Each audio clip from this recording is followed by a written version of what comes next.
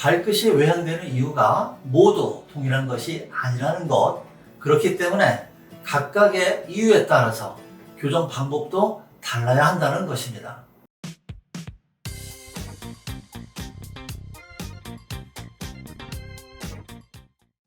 안녕하세요. 걷기 119 안광욱입니다. 제가 걷기 계모 운동을 시작한 30여 년 전에는 소수를 제외하고는 대부분 걸음에 거의 관심이 없었던 시기라 팔자걸음의 문제를 이해시키기가 매우 어려웠습니다. 하지만 지금은 많은 분들이 건강을 위해서 걸음걸이에 관심을 갖고 팔자걸음을 교정하기 위해 노력하는 시대가 됐습니다. 오늘의 주제는 팔자걸음의 두 가지 종류와 교정 원칙입니다. 발끝이 외양되는 이유가 모두 동일한 것이 아니라는 것, 그렇기 때문에 각각의 이유에 따라서 교정 방법도 달라야 한다는 것입니다. 이 두 종류의 팔자걸음이란 첫 번째 고관절 팔자걸음과 두 번째 무릎관절 팔자걸음을 말합니다. 첫 번째 고관절 팔자걸음이란 고관절이 원인이 되는 팔자걸음을 말합니다. 특징이 있는데요.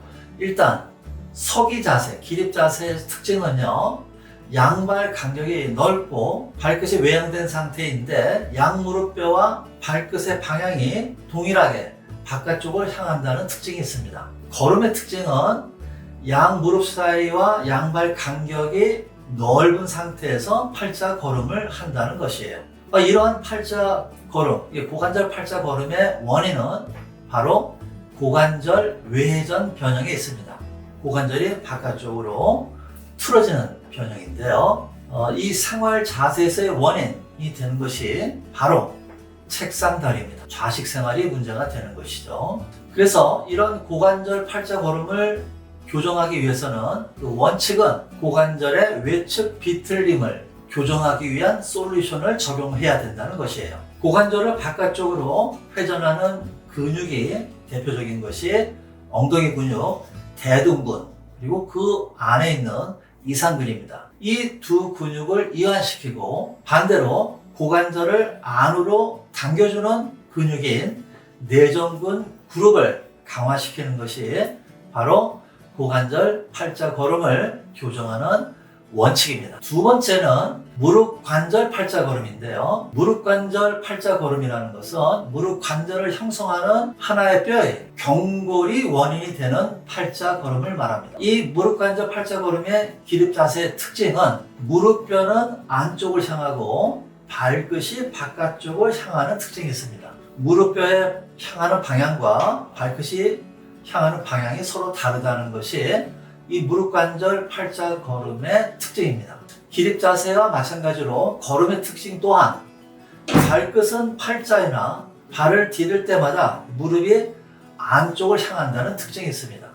다시 말해서 무릎관절 팔자걸음은 서 있거나 걸을 때 모두 발끝은 바깥쪽을 향하고 무릎은 안쪽을 향한다는 말씀입니다. 무릎관절 팔자걸음의 원인은 바로 경골, 그러니까 무릎뼈의 하단을 형성하는 경골이 외전되어서 발생하는 변형입니다.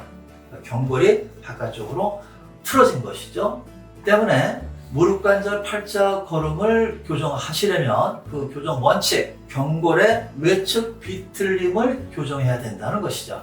무릎관절 팔자걸음을 교정하기 위해서는 대퇴골은 안으로 향하게 하고 경골은 바깥쪽으로 비트는 회전시키는 아주 대표적인 근육이 있습니다. 바로 장경인대라는 근육인데요. 그 근육을, 장경인대를 이완시키고 반대로 경골을 안으로 당겨주는 근육인 함스트링의 내측 근육과 대퇴 내측에 있는 박근을 강화시켜주는 것이 바로 무릎관절 팔자걸음을 교정하는 원칙입니다.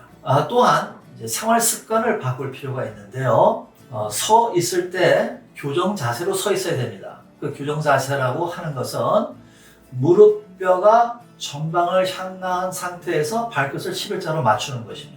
무릎뼈가 안쪽을 향하고 발끝이 바깥쪽으로 향하기 때문에 무릎뼈는 바깥쪽을 향하게 하고 발끝은 안으로 향하게 해서 무릎뼈와 발끝 방향을 모두 앞으로 향하게 하는 것이 바로 무릎관절 팔자걸음을 교정하는 생활 자세 습관입니다.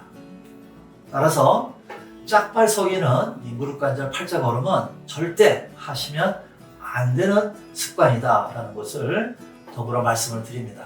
근육의 이완과 강화 방법 등에 대한 정보들은 관련 유튜브 영상들을 참고하시기 바랍니다. 걷기는 이동수단이 아닙니다.